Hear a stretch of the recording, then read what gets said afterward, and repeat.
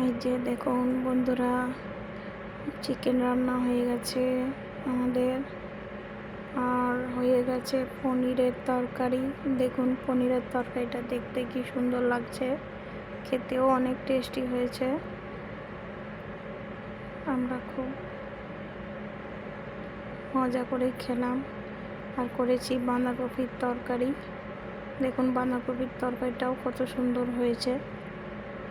আর এই যে ভাত বসিয়ে দিয়েছি। এবার আমরা এইসব রান্না করে আমি চলে যাব পাথর চাপড়ি। এর মধ্যে দেখছি আমার বর ড্রাগন ফল একটা ছিল, বলছে অনেক পিঁপড়েতে খেয়ে নিয়েছে বলে ও তুলে নিয়ে চলে এসছে। এই যে আমরা পৌঁছে গেছি পাথর চাপড়ি।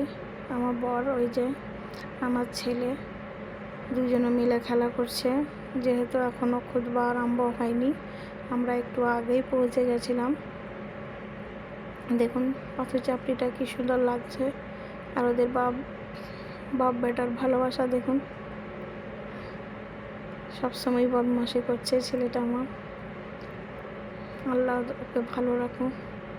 এই যে আজকে গেছিলো আমাদের বড় মেয়ে সুফি, আর ছোটটা বাড়িতেই আছে, ও আজকে যাবে না। ভালো থাকবেন বন্ধুরা।